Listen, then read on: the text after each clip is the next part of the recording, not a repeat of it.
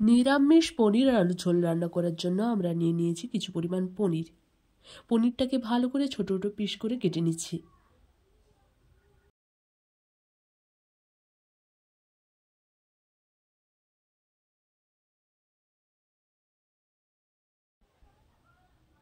পরে আমরা গরম কড়াইয়ের মধ্যে তেল দিয়ে দিয়েছিলাম, তারপর দিয়েছি ওই কুচে রাখা ওই আলুগুলোকে, আলুর মধ্যে হলুদ দিয়ে দিয়েছি এবং লবণ দিয়েছি পরিমাণ মতো।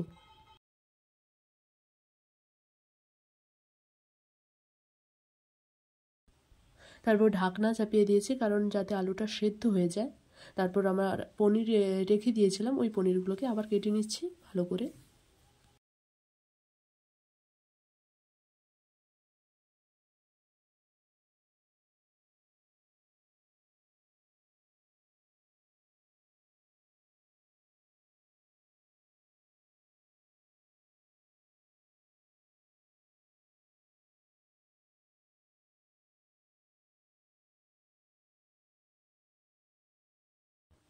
আলুটা পুরো ভাজা হয়ে গেছে আমার।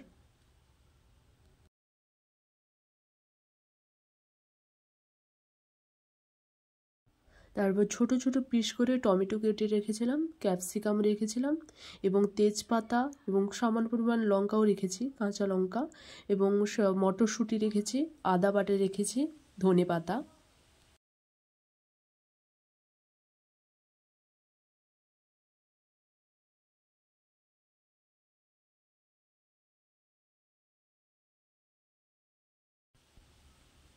আমার আলুটা ভালো করে ভাজা হয়ে গেছে, এবার নামিয়ে নিচ্ছি ওটাকে। পরে ওই কড়াইয়ের মধ্যে দিয়ে দিয়েছি কিছু পরিমাণ তেল দিয়ে দিয়েছি এবং পনিরের মধ্যে লবণ দিয়ে ভালো করে মাখিয়ে নেব ওটাকে।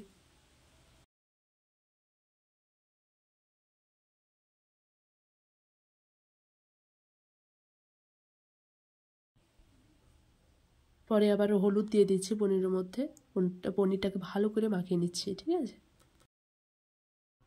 কড়াইয়ের মধ্যে তেলের মধ্যে দিয়ে দিচ্ছি ওই পনিরগুলোকে, মেখে রাখা পনিরগুলোকে দিয়ে দিচ্ছি, ভালো করে এবার ভেজে নেব।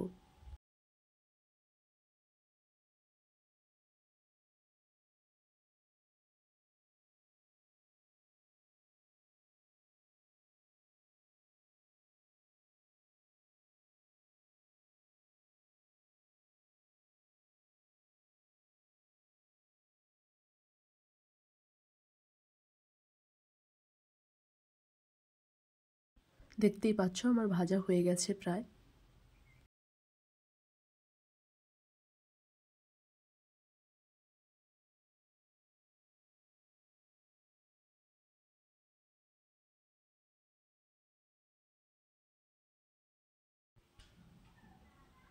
পরে ওই তেল কড়াইয়ের মধ্যে দিয়ে দিয়েছি ওই কুচে রাখা ওই টমেটো, ক্যাপসিকাম, তেজপাতা, শুকনো লঙ্কা এবং আদা বাটা দিয়ে ভালো করে কষিয়ে নিচ্ছি এবং পরে হলুদ গুঁড়ো অ্যাড করেছি, তারপরে লঙ্কা গুঁড়ো দিয়ে দিচ্ছি, সামান্য পরিমাণে জল দিয়ে দিয়েছি যাতে ভালোভাবে কষে যায়, ওটা ভালোভাবে কষিয়ে নিচ্ছি ওটাকে। তারপর মশলাটার মধ্যে আমরা কিছু পরিমাণে চিনিও দিয়ে দেব। তারপর ওই মশলার মধ্যে আমরা আলুটাকে ঢেলে নিয়েছি এবং পরিমাণ মতো লবণ দিচ্ছি, দিয়ে ভালোভাবে নাড়িয়ে নেব। আমার সব কটা পনির ভাজা হয়ে গেছে। এরপর ওই মশলার মধ্যে আলুগুলোকে ভালোভাবে কষিয়ে নেব।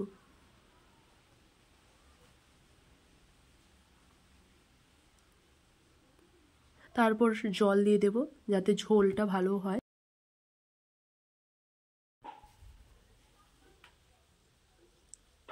দেখতেই পাচ্ছ ফুটছে। তারপর ওর মধ্যে পনিরটা দিয়ে দিয়েছি। পনিরটা এবার ফুটে গেলেই রেডি আমাদের পনির আলুর ঝোল।